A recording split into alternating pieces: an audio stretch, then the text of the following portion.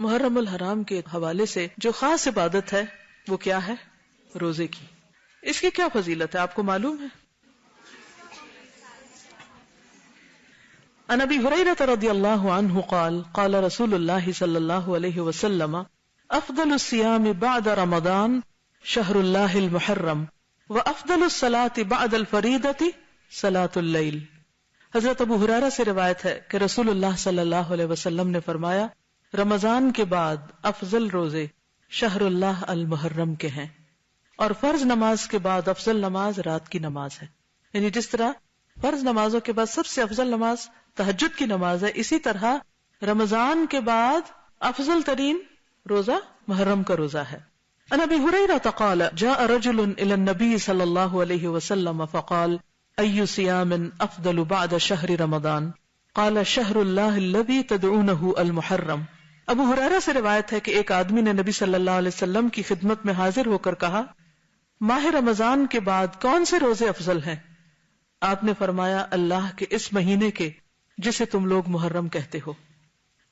حضرت ابن عباس سے عاشورہ کے روزے کے بارے میں پوچھا گیا، یعنی خاص طور پر 10ویں محرم کا روزہ جو ہے. جب حضرت ابن عباس سے اس کے بارے میں پوچھا گیا تو انہوں نے کہا میرے علم کے مطابق رسول اللہ صلی اللہ علیہ وسلم نے کسی دن کو سب دنوں سے افضل سمجھ کر روزہ نہیں رکھا سوائے اس دن کے یعنی عاشورہ کے، اور نہ کسی مہینے کے سوائے اس مہینے کے یعنی رمضان میں. یعنی رمضان کے روزے بہرحال سب سے افضل ہیں، اس کے بعد ثواب کے اعتبار سے اس دن کا روزہ. ابن عباس کہتے ہیں کہ رسول اللہ صلی اللہ علیہ وسلم رمضان کے بعد کسی دن کی اور دنوں پر فضیلت کا انتظار نہیں فرماتے تھے سوائے عاشورہ کے دن کے.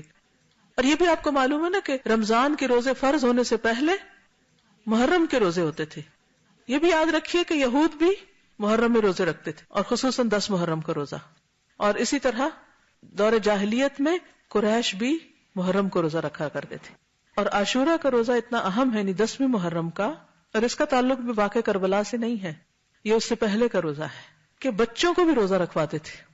ربیہ بنت معوذ کہتی ہیں کہ رسول اللہ صلی اللہ علیہ وسلم نے عاشورہ کی صبح کو انصار کے محلوں میں کہلا بھیجا کہ جس نے صبح کھا پی لیا ہو وہ دن کا باقی حصہ روزے کی طرح پورا کرے، اور جس نے کچھ کھایا پیا نہ ہو وہ روزے سے رہے.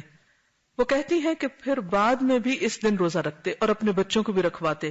انہیں ہم اون کے کھلونے دے کر بہلاتے، جیسے گڑیا وغیرہ ہوتے ہیں نا ہم کپڑے کے بناتے ہیں، تو وہ اون کے کچھ کھلونے وغیرہ بنا کے وہ بچوں کو دیتے کہ اس سے کھیلیں، اور ان کو بہلائے رکھتے. جب کوئی کھانے کے لیے روتا تو وہی دیتے یہاں تک کہ افطار کا وقت آ جاتا. اب یہ رونے والے بچوں کا روزہ ہے. کون سی عمر کے بچے ہو سکتے ہیں؟ بہت چھوٹے بچے. تو اب آپ دیکھ لیجیے آپ کے گھر میں چھوٹے سے چھوٹا کون ہے اور وہ کیا کرے گا. ان کو کس سے بہلانا ہے؟ آپ نے کوئی کھلونے وغیرہ رکھے ہوئے کہ نہیں، یا بنا کے رکھے ہوئے نہیں. امام زہری رحمۃ اللہ علیہ حالت سفر میں بھی عاشورہ کا روزہ رکھتے. یعنی ہو سکتا ہے آپ میں سے بعض لوگ ٹریولنگ میں ہوں تو وہ بھی سن لیں. ان سے کہا گیا کہ آپ رمضان میں سفر کرتے ہیں تو روزہ نہیں رکھتے، تو انہوں نے کہا بے شک اللہ تعالیٰ رمضان کے بارے میں فرماتے ہیں کہ اس کی گنتی دوسرے دنوں کی گنتی سے پوری کر لو، جبکہ عاشورہ کے بارے میں ایسا نہیں فرمایا کہ یہ روزہ تم کسی اور دن رکھ سکتے ہو، اس لیے اس دن رکھتا ہوں. حضرت ابو قتادہ کہتے ہیں کہ رسول اللہ صلی اللہ علیہ وسلم نے فرمایا صیام یوم عاشوراء احتسب علی اللہ ان یکفر السنۃ التی قبلہ. صحیح مسلم. نبی صلی اللہ علیہ وسلم نے فرمایا میں سمجھتا ہوں کہ اللہ تعالیٰ عاشوراء کے دن کے روزے کے بدلے گزشتہ 1 سال کے گناہ معاف فرما دے گا. ابو قتادہ ہی سے روایت ہے کہ عاشوراء کے دن کے روزے کے بارے میں پوچھا گیا تو آپ نے فرمایا یہ پچھلے 1 سال کے گناہوں کا کفارہ ہے. حضرت عبداللہ بن عباس سے روایت ہے نبی صلی اللہ علیہ وسلم مدینہ تشریف لائے تو یہود کو یوم عاشوراء کا روزہ رکھتے دیکھا تو پوچھا تم اس دن کیوں روزہ رکھتے ہو؟ انہوں نے جواب دیا یہ عظمت والا دن ہے، اس دن اللہ تعالیٰ نے حضرت موسیٰ اور ان کی قوم کو نجات دی تھی اور فرعون اور اس کی قوم کو غرق کر دیا، تو حضرت موسیٰ نے بطور شکر اس دن کا روزہ رکھا، تو اس لیے ہم بھی یہ روزہ رکھتے ہیں. تو آپ نے فرمایا موسیٰ علیہ السلام سے تمہاری نسبت ہم زیادہ قریب ہیں، یعنی ہم زیادہ ان کو فالو کرتے ہیں، اس لیے نبی صلی اللہ علیہ وسلم نے خود بھی روزہ رکھا اور صحابہ کرام کو بھی روزے کا حکم دیا. لیکن یہود کی مشابہت سے بچنے کے لیے آپ نے 10 کے ساتھ 9 محرم کے روزے کو ملانے کی خواہش کا اظہار کیا. حضرت عبداللہ بن عباس سے روایت ہے کہ رسول اللہ صلی اللہ علیہ وسلم نے عاشوراء کا روزہ رکھا اور لوگوں کو بھی اس کے رکھنے کا حکم دیا. تو لوگوں نے کہا اللہ کے رسول صلی اللہ علیہ وسلم یہ وہ دن ہے جس کی یہود اور نصارہ عزت کرتے ہیں. آپ نے فرمایا جب اگلا سال آئے گا اگر اللہ نے چاہا تو ہم 9 تاریخ کا روزہ بھی رکھیں گے، لیکن اگلا سال آنے سے پہلے آپ کی وفات ہو گئی. تو اس سے پتہ کیا چلتا ہے کہ 9 محرم کا بھی 7 روزہ رکھیں. بعض لوگوں نے 10 اور 11 کی بات کی لیکن وہ سند ضعیف ہے، اس لیے افضل کیا ہے 9 اور 10 کا روزہ رکھنا. لیکن اگر کسی وجہ سے آپ 2 دن کا نہیں بھی رکھ سکتے، افضل تو یہی ہے، تو کم از کم 10 کا روزہ رکھنا نہ بھولیے. تو آج آپ نے کچھ سیکھا. کیا سیکھا؟ کیا آپ چاہتے ہیں کہ اور بھی سیکھیں؟ پھر آپ میں سے ہر ایک پہ لازم ہے کہ یہ پمفلٹ خود بھی پڑھے.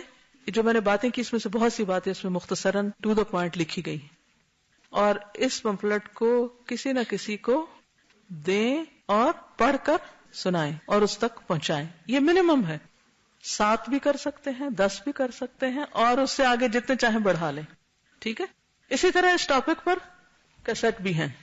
سال نو کا پیغام بسلسلہ محرم الحرام. نئے سال کے شروع میں ہمیں چونکہ وقت آپ دیکھیں کہ سال پہ سال گزرتے جا رہے ہیں، مہینوں پہ مہینے گزرتے جا رہے ہیں، تو اس لیے بہت ضروری ہے کہ ہم اپنے وقت کی قدر و قیمت پہچانیں، اور صرف سالوں کو نہیں، مہینوں، ہفتوں اور دنوں کو نہیں، گھنٹوں اور منٹس کو نہیں، لمحوں کو بھی بچائیں، ان کی بھی حفاظت کریں. تو اس لیے یہ کیسٹ بھی سنیں، لمحوں کی حفاظت، کیونکہ ہم سب نے کیا کرنی ہے؟